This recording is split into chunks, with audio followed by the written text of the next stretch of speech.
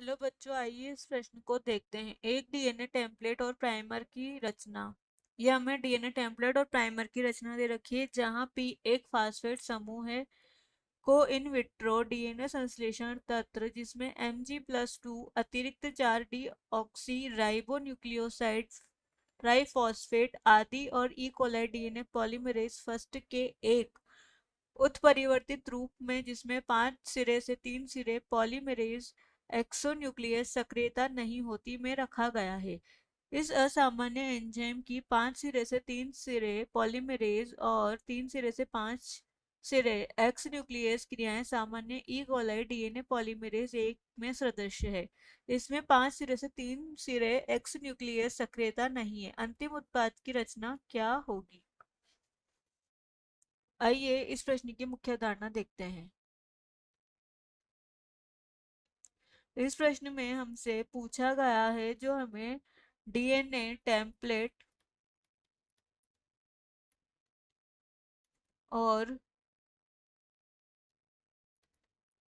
एक प्राइमर की संरचना दे रखी है। इसमें हमसे पूछा है अंतिम उत्पाद की जो संरचना है, अंतिम उत्पाद की संरचना क्या होगी। आइए इस प्रश्न का जो है हम हल देखते हैं।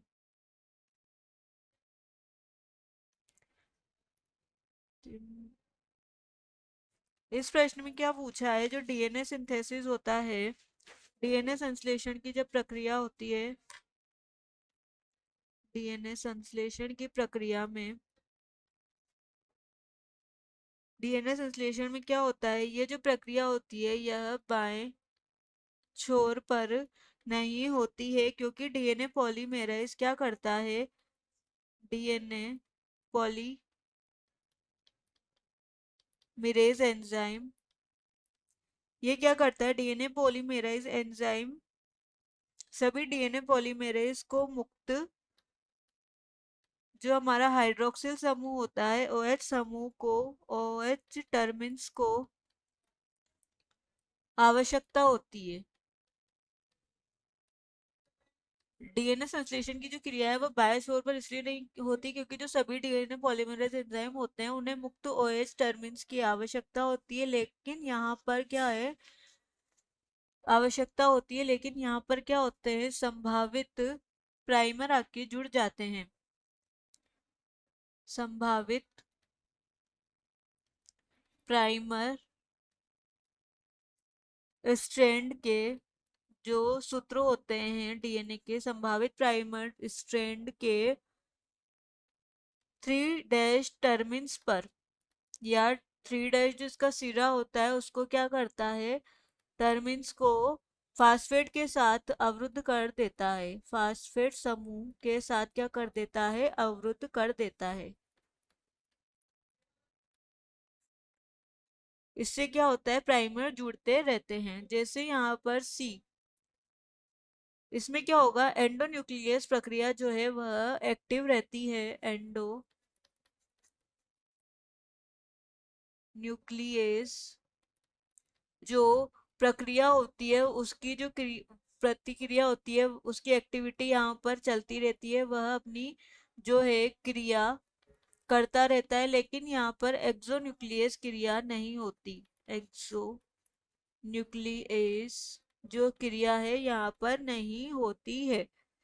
ये जो प्राइमर होते हैं, प्राइमर क्या होते हैं, प्राइमर जो होते हैं हमारे, यह ओलिगोन्यूक्लियोटाइड होते हैं। जो यहाँ प्राइमर यहाँ लिखते हैं, प्राइमर एक ओलिगो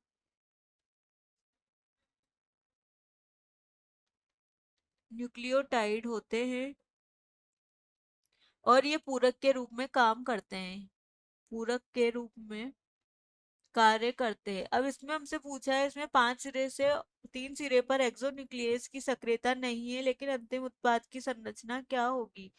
तो यहाँ देखते हैं हम, अंतिम उत्पाद के रूप में हमारा सी तो बनेगा नहीं, तो सी गलत है और डी भी हमारा यहाँ गलत है, क्योंकि यहाँ पर OH समूह है और इसीलिए यह क्या है, नहीं बनता है। और अब देखते हैं हमारे विकल्प बी।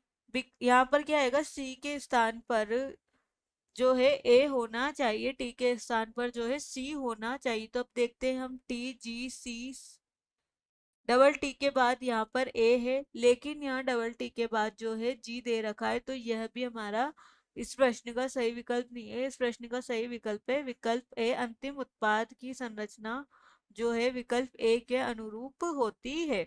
यहाँ पे क्या है, हमारा वो एक समूह भी पाया जाता है प्राइमर में, और यहाँ फास्फेट समूह भी उपस्थित है, तो ये अंतिम उत्पाद हमारा विकल्प ए होता है। आशा है कि आप इसे अच्छी तरह समझ गए होंगे। धन्यवाद।